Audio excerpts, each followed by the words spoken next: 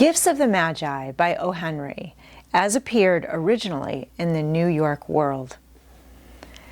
$1.87. That was all, and 60 cents of it was in pennies. Pennies saved 1 and 2 at a time by bulldozing the grocer and the vegetable man and the butcher until one's cheeks burned with a silent imputation of parsimony that such close dealing implied. 3 times Della counted it. $1.87. And the next day would be Christmas. There was clearly nothing to do but flop down on the shabby little couch and howl, so Della did it, which instigates the moral reflection that life is made up of sobs, sniffles, and smiles, with sniffles predominating. While the mistress of the home is gradually subsiding from the first stage to the second, take a look at the home. A furnished flat at $8 per week. It did not exactly beggar description, but it certainly had that word on the lookout for the mendicancy squad.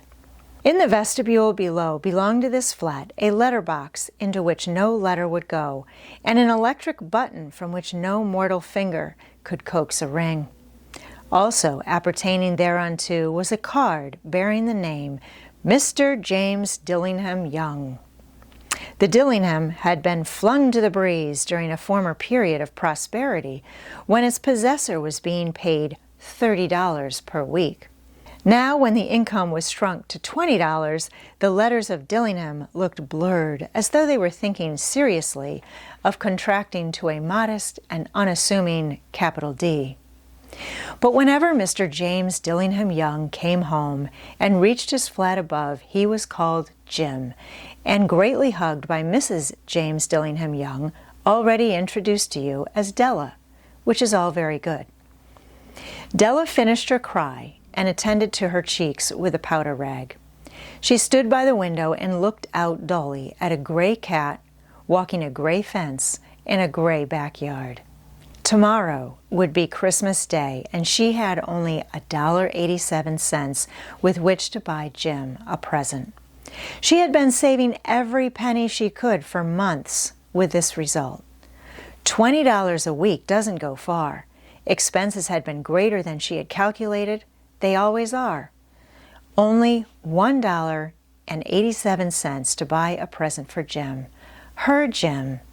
Many a happy hour she had spent planning for something nice for him. Something fine and rare and sterling. Something just a little bit near to being worthy of the honor of being owned by Jim. There was a pier glass between the windows of the room. Perhaps you have seen a pier glass in an $8 flat. A very thin and very agile person may, by observing his reflection in a rapid sequence of longitudinal strips, obtain a fairly accurate conception of his looks. Della, being slender, had mastered the art. Suddenly she whirled from the window and stood before the glass.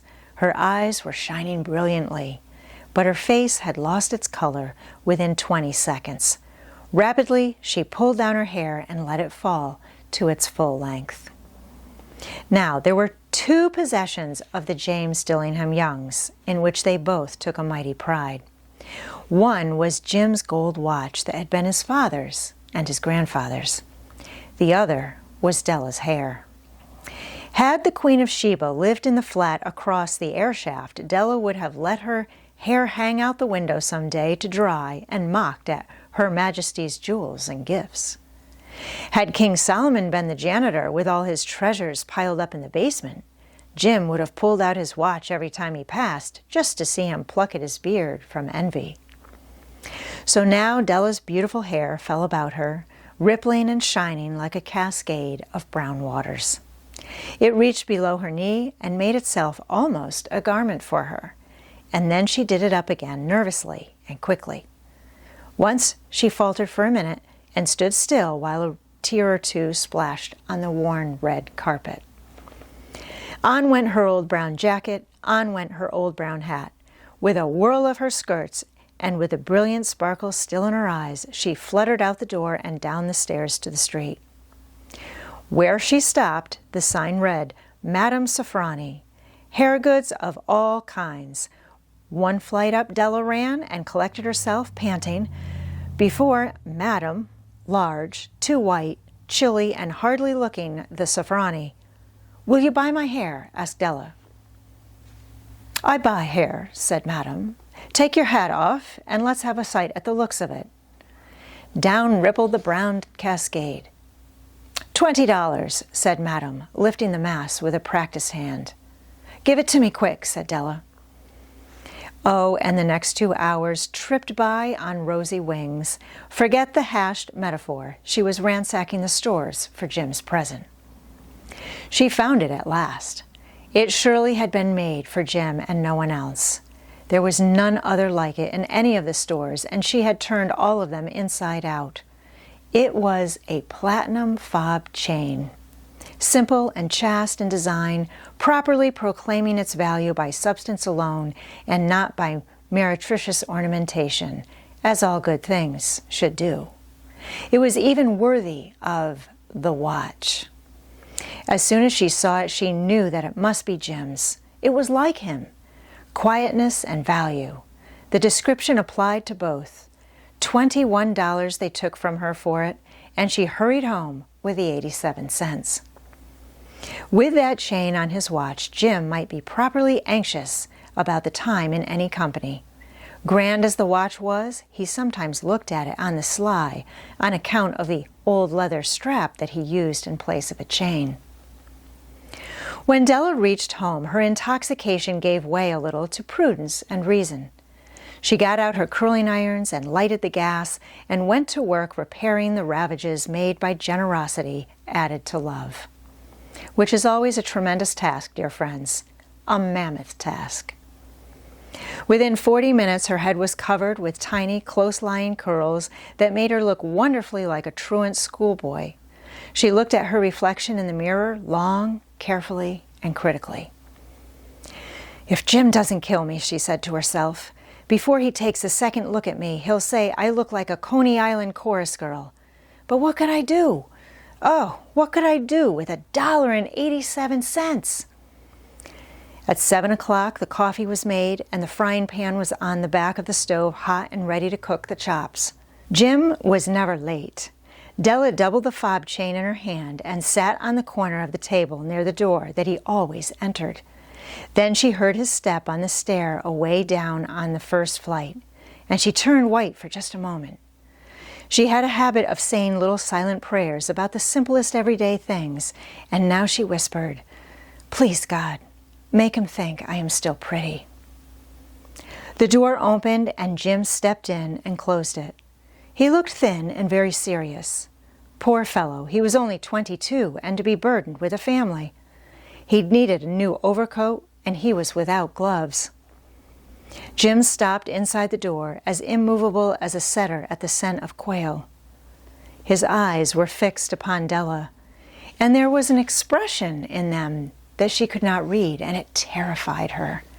It was not anger, not surprise, nor disapproval, nor horror, nor any of the sentiments that she had been prepared for.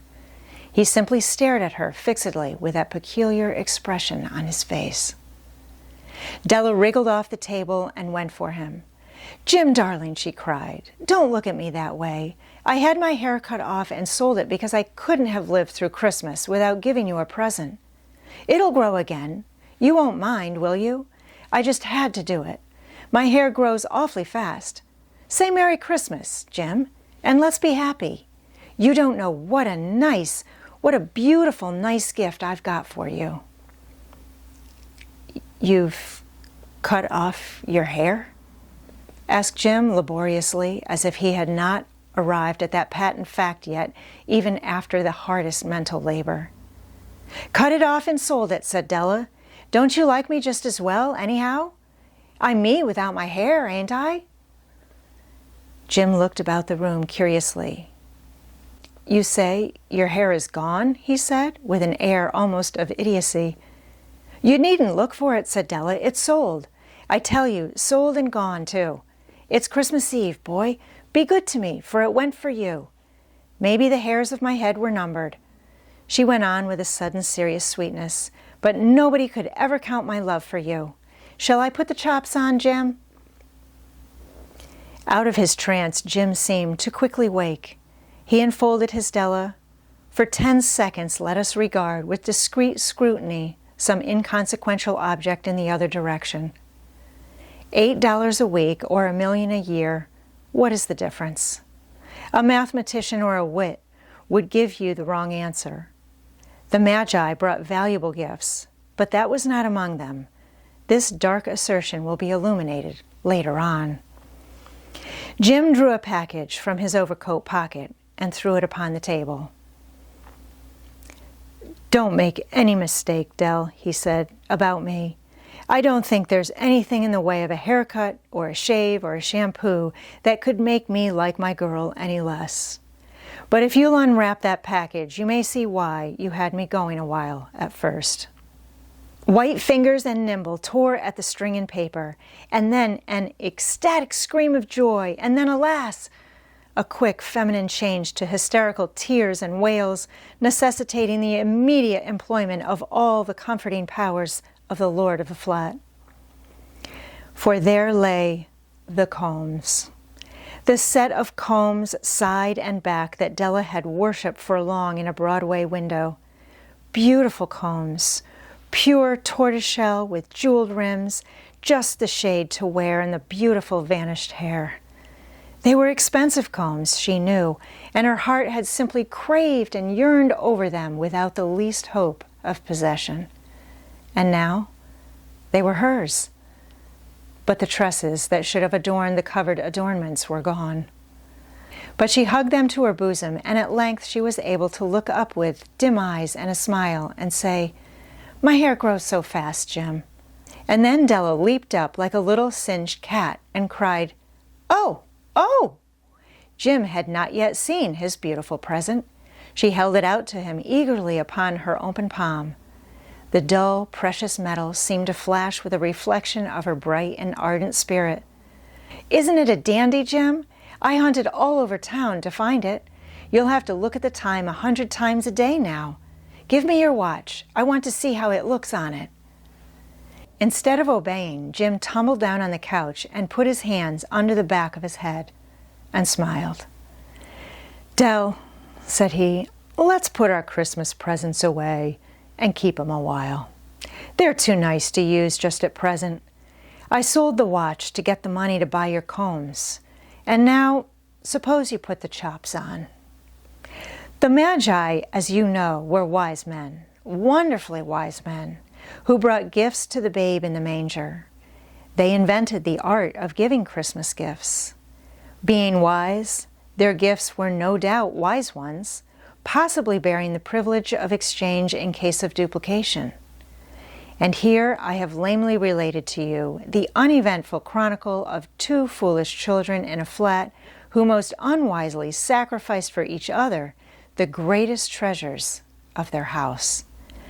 But in a last word to the wise of these days, let it be said that of all who give gifts, these 2 were of the wisest. Of all who give and receive gifts, such as they are wisest.